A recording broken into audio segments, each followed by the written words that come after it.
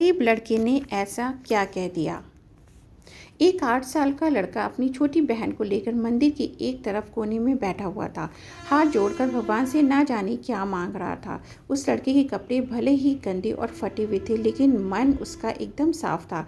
करीब से देखा तो पता चला कि उसके नन्हे नन्हे प्यारे से काल आंसुओं से भीगे हुए थे। कई लोग उसकी तरफ देख रहे थे, मगर वह लड़का बिल्कुल अनजान अपने भगवान से बातों में लगा हुआ था। तभी जैसे ही वो बच्चा उठकर जाने लगा, वैसे ही एक अमीर आदमी ने उसको पकड़ा और पूछा, तुम भगवान से क्या मांग रहे हो। तब उस लड़के ने कहा कि मेरे पिताजी अब इस दुनिया में नहीं हैं, उनके लिए स्वर्ग मांगा। मेरी माँ मेरे पिताजी को याद करके खूब रोती रहती है, उनके लिए सब्र। और मैंने भगवान से भी कहा कि हे भगवान, जब आपको पता था कि हमारे घर में पिताजी ही कमाकर जैसे तैसे घर चलाते हैं, तो आपने उन्हें अपने पास क्यों बुला लिया।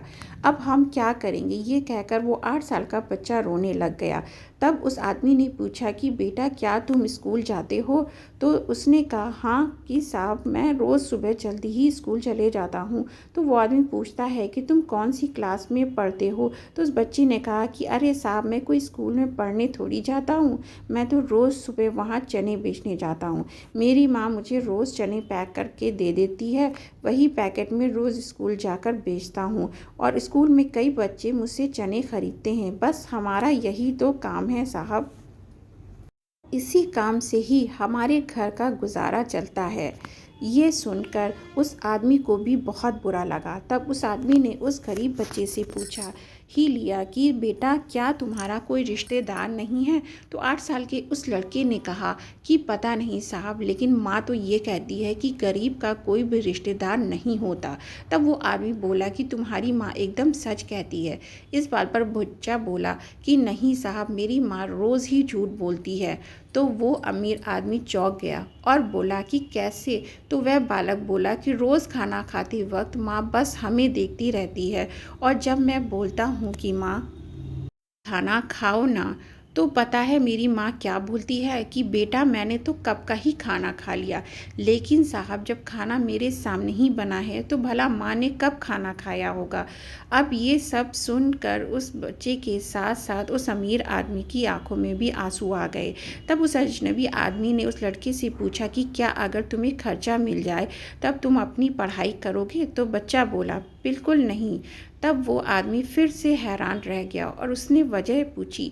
तब उस बच्चे ने कहा कि साहब, मैं अब पढ़ाई नहीं कर सकता, क्योंकि पिताजी के गुजरने के बाद अब मुझे ही कमाना होगा। मैं अपनी माँ को काम करने नहीं भेज सकता, क्योंकि अगर मेरे होते हुए मेरी माँ को काम करना पड़े तो फिर मेरा पढ़ने लिखने का भी कोई फ़ायदा नहीं।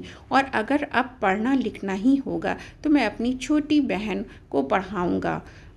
इस आदमी ने 500-500 के कुछ नोट उस लड़के को दिए, लेकिन उस लड़के ने वो पैसे लेने से साफ इनकार कर दिया और कहा कि साहब, आज आप मुझे पैसे दे देंगे तो मेरी आदत ख़राब हो जाएगी, मैं कमा कर ही खाना होगा, नहीं तो मैं अपनी आदत क्यों ख़राब करूं।